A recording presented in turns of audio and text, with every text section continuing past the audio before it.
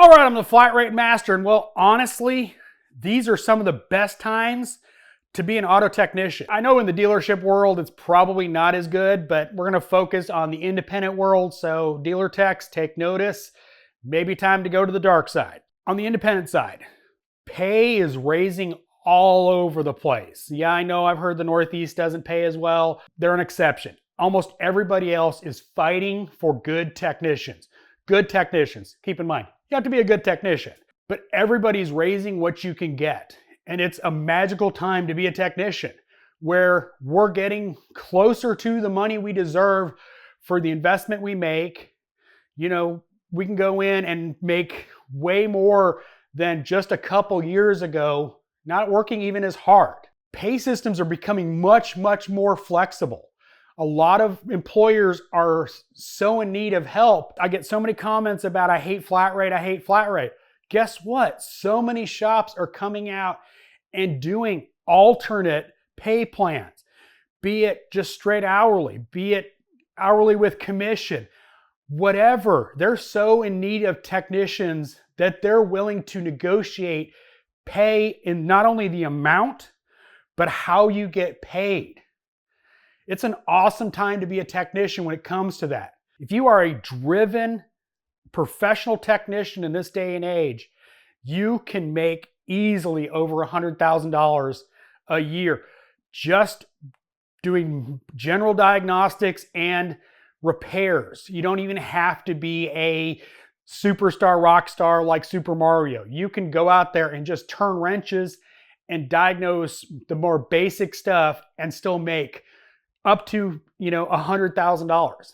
That's amazing for the average technician. And I am talking about, well, the average technician. If you can diagnose most normal check engine lights, meaning you actually diagnose it, you don't just look at Identifix and throw the first two fixes at it. You actually diagnose it, you're in high, high, high demand. Because so many shops are so understaffed. I'm not even talking about the high, top diagnostic guys. I'm talking the middle diagnostic guys that can handle the everyday stuff. They're so desperate for good technicians, they are literally opening their wallet, which is awesome. And like I said, flexible about how they pay you. Let's talk benefits. 10 years ago, almost never saw any shop offering any benefits. Not 401k, not health insurance, nothing. You better hope if you got sick, it was on the job and you got hurt because you were paying for your own repairs, so to speak. Nowadays, it's so common to see health insurance. Because of the size of employers, there's nuances to health insurance, unfortunately, in this country. That's political, we're not getting into that, but it may not be the best, but they offer it and are paying maybe all of yours, maybe part of yours, but they're offering it, which is amazing. And more shops are looking at benefits as a way to help find good technicians. So, I mean, that's a huge change. Now let's talk training. Now this has been a revolution in the last few years.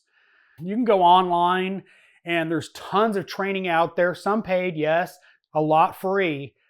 And you can learn stuff that you couldn't learn a decade ago, 15 years ago. That information was not available except in the minds of people that were gatekeeping. And that's awesome that the gatekeeping is ending.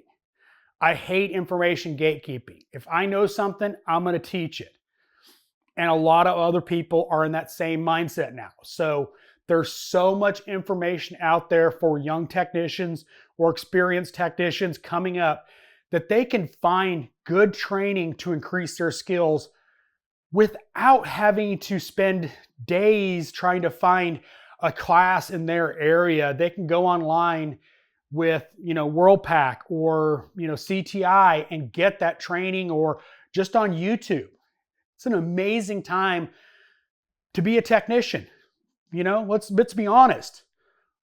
Pay's increasing, benefits, way more information available in the aftermarket, just a lot better time to be a technician than just a short time ago. So if you're looking at being a technician or you're starting to get burned out, there's a lot of options out there in the world to revitalize you as a technician.